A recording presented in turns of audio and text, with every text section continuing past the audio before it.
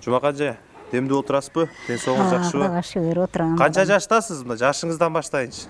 Чуу дегенде. 70ке кетип атам. 70ке кетип калыптыр. Бирок эжекебиз бир 50дей эле көрүнөт экен да, 50-60 элечи. Бунун сыры эмнеде? Жаш жүргөнүңүз сыры эмнеде, Жумак ажа?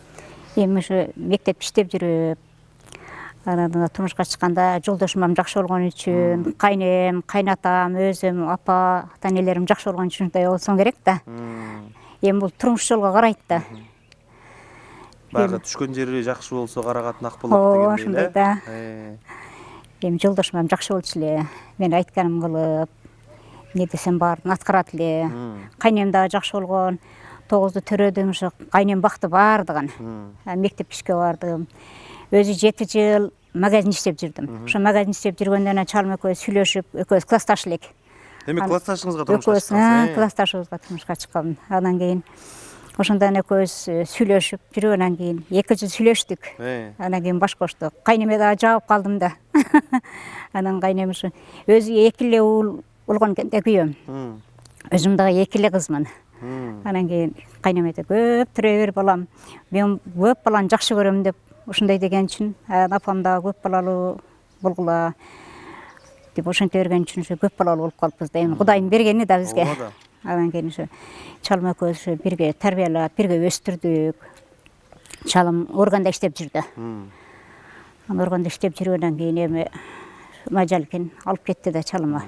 Оорубайын кетпей эле уктап жаткан бойдон жүрөктөн экен кетти. Анан эми классташ деп калдыңыз, баягы турмушта жаш өзгөчөлүк мындай роль ойнобойбу? Жок, Мисалы ойнобойт экен. өзүңөн чоң болсо же кичүү болсо деген сыяктуу жаш өзгөчөлүк бар. Достой эле жүрүрсеңиздер керек. Экөөбүз ары сүйлөшүп, классташ болуп жүргөнгө экөөбүзгө билбейт эле да. Бирдей эле ошо сүйлөшүп, анан бири-бирибизде кызганыч жок дейт элем. Сен кыздарыңа сүйлөп калсаң мен кызганбайм. Сен мага балдар сүйлөп калса сен кызганбайсың дейт элем да. Десем, кызганыч жок дейт эле. Аны мен балдар кыздарым келип, балдар менен сүйлөшүп, ошентип берет элем, үндөбөйт эле. Ол кыздар менен сүйлөшүп алып калса мен деле ишим жок эле да. Ары классташ болгон үчүн билбейт экенбиз да бири-бирибизди. Ошентип жүргөндөн баш кошконбуз да. 75-жылы баш коштум. Анан 40 жылдан ашык жашадык экөөбүз. Сууктун ачуусун эм, таттуусун эм чыдап жашадык. Ошентип атып 9 балалуу болдум, Кудайга шүгүр. Анан мектепте иштеп жүрдүм. Кайнем карап жүрдү балдардын баардыгын. Каникул болгондо өзүм апам жардам берип, апам дагы карашат эле. Анан атам мен өзү жашымда эле 8 класска өткөндө эле атам өтүп кеткен. Анан кайнатам жашында эле өтүп кеткен экен, мен келек делемин. Окшоштуктар бар экен, окшоштуктар жолдошуңуздун экөөңүздүн турмушуңузда. Ал айтып калат го, окшош болсо турмушу да жакшы болот деп. Эми ана кайнем да жакшы үчүн, эми Кудайга шүгүр жакшы эле жашадым. Эми азыр ушу 9 баланы тарбиялап, өстүрүп, азыр Кудайга шүгүр 30 неберем бар. Балдардын баардыгын окуттум, баардыгы окушту, Кудайга шүгүр. Иштеп атышат баардыгы. Эми али кыздарды турмушка бергенимде үй жайына карайт экен. 3 кызым Россияга кетти. Россияда иштеп, бала чакасы менен ошол жакта жашап, экөө үй алып, ошол жакта жашап атат, Кудайга шүгүр. Анан эми бир кызым элек эми алам деп жүрөт да. Эми калган балдарым ошол жерде. Азыр кичине балам менин колундамын. Чоң балам бөлүп койгонмун. Чоң баламдын 6 баласы бар, Кудайга шүгүр. Азыр эми небере чеберлердин күлкүсүнө толуп жүрөм да. Неберелерим баары жакшы экен. Кудайга шүгүр. Ушу неберелерди ушундай балдар кыздарды, неберелерди бергенге Аллахыма миң калла шүгүр дейм да. Баягы балага караганда деле небере жылуу көрүнөт, небере дейт. Ошол чынбы экен? Ширин болуп калат экен да. Атасына караганда эле али келип калса, балдарын сурайсың да. Кана болор? Алып келбейсиңби деп. Ошо балдар ширин болуп, неберелер ширин болуп калат экен. Анан олар дагы жармашып да. Чоң апа деп балдардыкы, кыздардыкы тайыне деп жармашат. Анан неберелер жакшы экен, Кудайга шүгүр.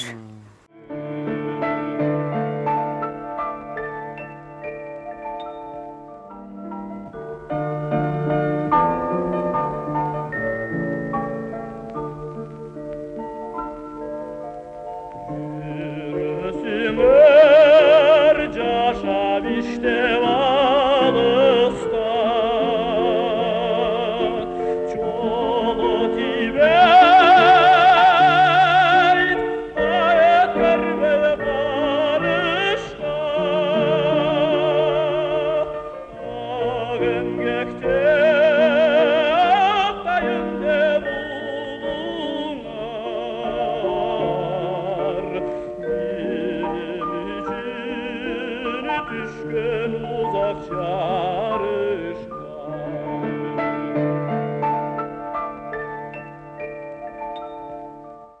балдарыңыз дагы сиздин жолуңузду жолдоп, балдар кыздарыңыз баатыр эне болуштубу?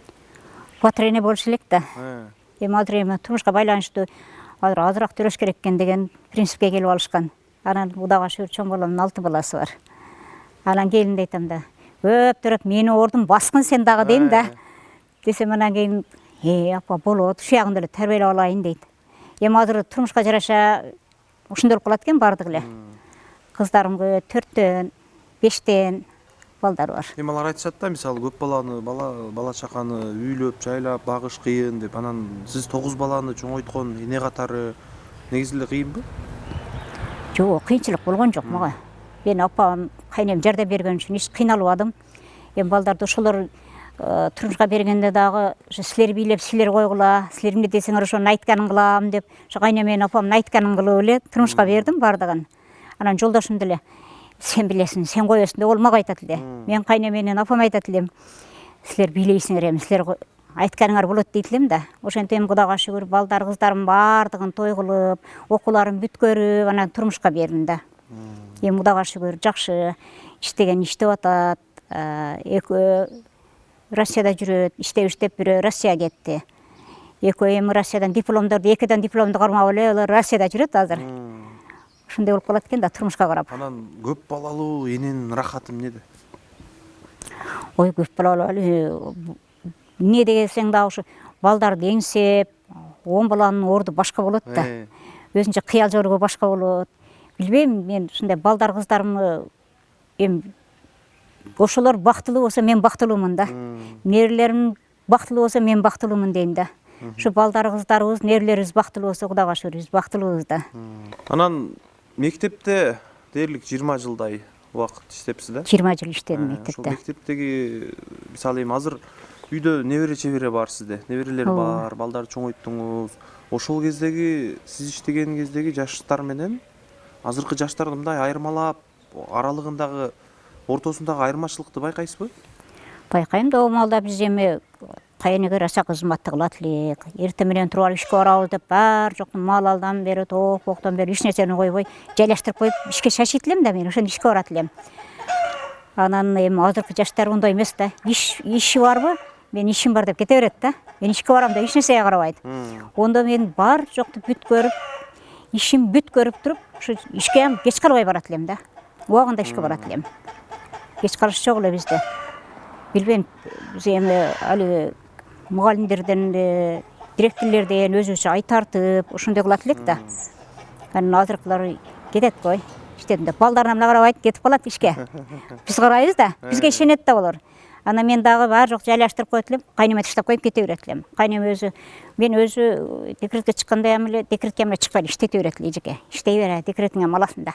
Алыгың аласың деп койсо эле иштей берет элем. Анан кайнем сен декретке чыкпайсыңбы, үйдө неме кылбайсыңбы дебейт эле. Иштей берет элем. Элеп алдым декретин бүтсө кайра ишке чыгып кете берет элем.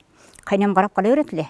Анан мен кабинетибиз дагы мындай кабинеттерибиз бар эле, кичине кабинеттер эле да. Анан ошондо бир 6 эле мектеп бар эле, 5 жылдык экен эле. Буяка 6 комнат мектепти улап, 3 ай каникул үчүн бүткөрдүк. Эжекенин күйөөсү ошо кыш сабатта бир тааныштары бар экен, бир немеде иштейт эле да. Анан кийин машина менен кышап келет, баягы кыштарды түшүрөбүз. Семонтун мугалимдеринен эркек мугалимдер, 5-6 эле эркек мугалимдер бар. Бардыгыбыз жапыр семонт куюшуп атканбыз, кышап берип атканбыз, ошентип атып 3 ай каникул үчүн 6 комнат бүткөргөнбүз, чоң болуп коридор менен. Анан кийин 8 жылдык кылдык мектепте.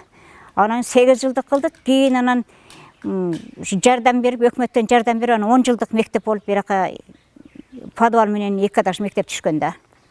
Анан иштеп калдым, эми Кудайга шүгүр. Мурунку мугалимдер башка, азыркылар башка да мугалимдер.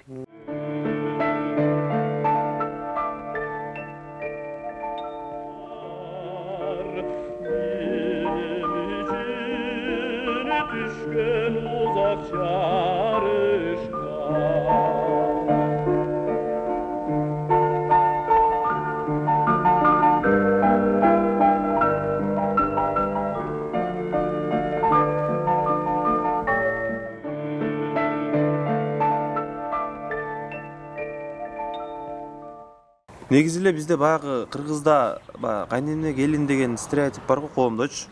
Сиздерде маегиңизге караганда, сөздөрүңүзгө байкасам, кайнене менен мындай эне баладай, эне кыздай эле болуп жашап келгенсиз го дейм. Ооба да. Мен өзүм апам айтат эле да. Кайнене эч качан сүйлөбөгөн, кайнең эмне десе ошону аткаргын дейт эле да. Ошо принцип мага мээме куюлуп калган экен да.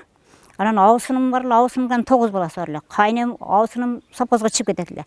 Абысынын балдарын деле, менин балдарымды деле кайнем карай берет эле. Анан азыркы балдар 5 мүнөт отурбайт го. Ондо биздин балдарыбызды мына жерибизде жүзүм болчу эле. Алы деле кесип ташладык. Ошо жүзүмтане кийизи салып, тегерек төшөк салып, отургузуп койсо, ошо мен обедке келе турган болсом, ушу балдар ошо жерден жылбайт эле. Ортого оюнчукту коюп коет эле, ойноп отура берет эле. Эч мушташам жок, тиштешем жок, өздөрү менен өздөрү ойной берет эле да балдар. Оңолду балдарыбыз да тартиптүү окшойт экен. Анан балдарыбызды эми оңой эле тарбиялап алдык дейм да. Эми Кудайга шүгүр, азыр неберелер эми ондой эмес. Азыр шогураак болуп калат экен го, неберелер деле. Балдар деп калдыңыз. Азыр коомдо жаш балдар, айрыкча өспүрүм курактагы балдар агрессивдүү, ачуусу тез келет, бирөө менен тил табыша албайт. Мунун себеби эмнеде деп ойлойсуң? Эми азыр ушундай, азыркы балдар тарбия эмне болуп атат билбейм. Азыркылар көп эле мектепке барганда эжекелерине деп коет. Анан кийин эми үйдөн ата-эне тарбия бериш керек да. Анан эми азыр балдар бири менен бири урушуп, ошондой эле көп болуп кетет го. Азыр эми билбейм. Эми азыр үйдөгү балдар жакшы эле, тарбиялары жакшы эле азыр. Демек ата-эне көбүрөөк көңүл буруш керек, э? Ата-эне көңүл буруш керек. Мугалимдер эмес, ата-эне көбүрөөк көңүл буруш керек. Мен ушинтип ойлойм да. Ата-эне ушу үйдөн эми мугалим барат, сабакты окутат да, ошо менен келе берет да. Үйдө тарбия көбүрөөк болуш керек балдарга. Үйдө тарбияны биз көбүрөөк берсек, азыр мен неберелерим менен бири-бири менен урушпа, талашпа, жакшына барып, сабагыңды жакшына оку. Эжекелериң айткан сөздү уккун дейм да. Угуп, анан кийин жакшына түшүнүп келгиле дейм да. Үйдөн башталат тарбия бардыгы. Ата-энеден башталат. Эне деген мектептен башталат. Энеден башталат да. Ушундай деп ойлойм мен, оюмча.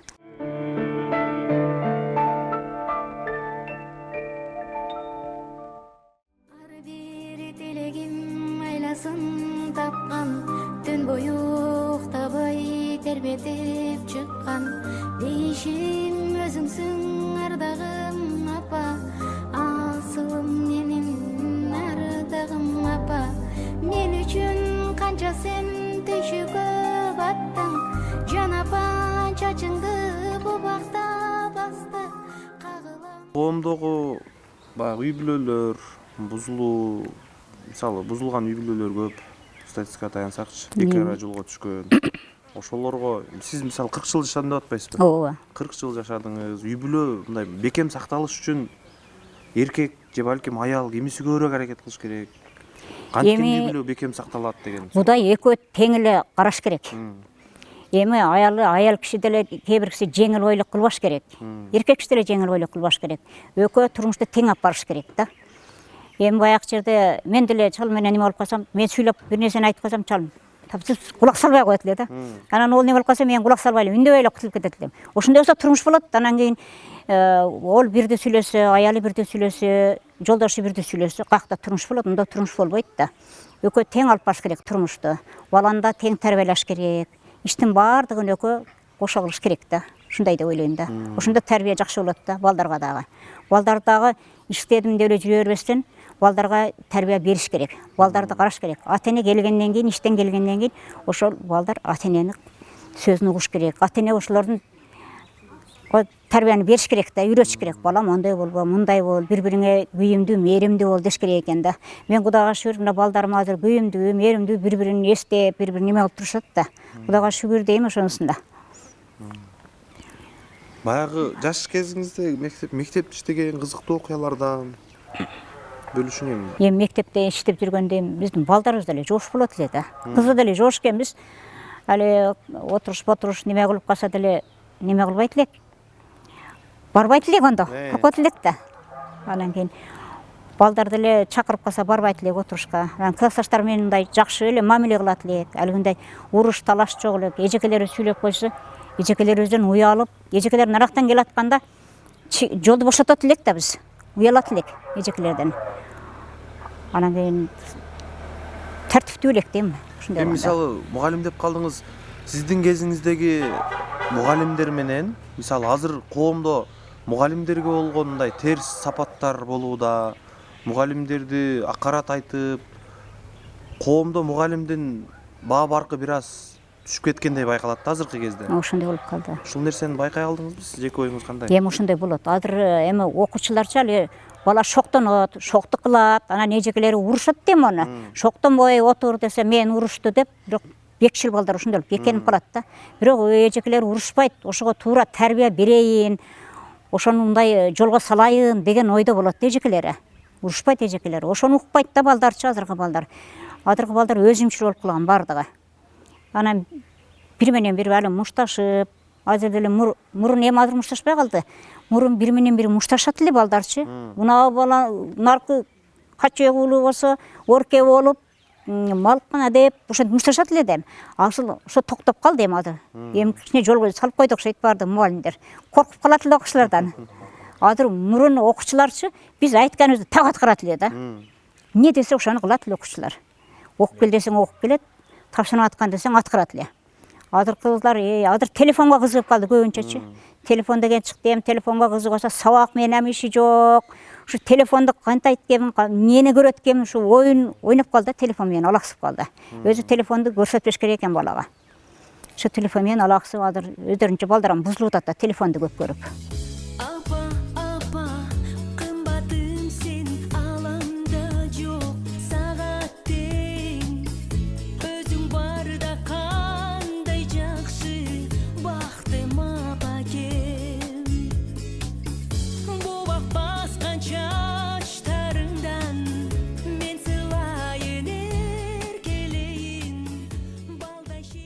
Ата-энем мага туура тарбия бергенде өзү. Атам эми 7-чи класста окуп жүргөндө эле атам өтүп кетти. Бирок атамдан жумшак киши болчу да. Апам экөө азал урушкан эмес, талашкан эмес. Апам экөө ынтымак жашайт эле. Анан бизди дагы элден кем кылбайлы деп кийбегенди кийгизип, ичирбегенди ичирип, окууларга жараса жакшы кийимдерди кийгизип жөндөт эле апам, бантиктерди тагат эле апам. Биздер жакшы карайт эле. Эми атам биздин жакшылыгыбызды мынандай неберелерди көрсө, ушу менин ушундай жакшылыктарым көрсө, атам менен эле жакшы болот эле. Эми Кудайга шүгүр, апам эми 90га чыгып өттү апам. Эми ушу неберелерин көрдү, Кудайга шүгүр. Мен турмушка чыктым, ону көрдү, бар жокту көрүп, сен эми ыраазымын дейт эле да. Апам эми эшикке чыгып эркек болуп, үйгө кирип, аял болуп жүрүп, бизди раса жакшы тарбиялады. Сиңдим экөөбүздү.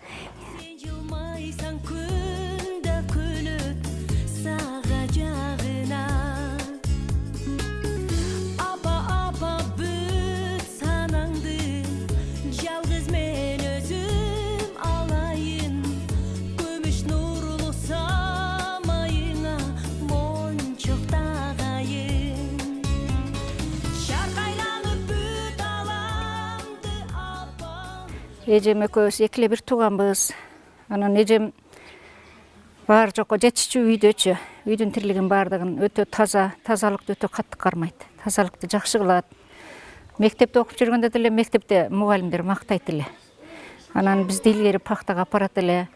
Пахтада дагы биринчи местеде туруп, биринчи сүрөттөрү илинип калчу эле. Анан пахтаны кыйын терет эле. Ошо тазалыкты жакшы сактайт үйдө, мектепте деле жакшы окуп, ошо досторунун кыздарынын арасында ошо аты чыгып турат эле эжеминчи. Анан өзү тетик. Ошо турмушту да жакшы алып кетти. Кудайга шүгүр, небере чеберели болуп, ошолорго эгадар болуп, баш көз болуп жүрөт. Жакшы ошо мектепте деле дипломдорду көтөрүп келет эле. Анан мен көзүм күйөт эле. Мен албайт элем да, ол алат эле бардыгынчы. Мектепте да жакшы окуду өзүчү.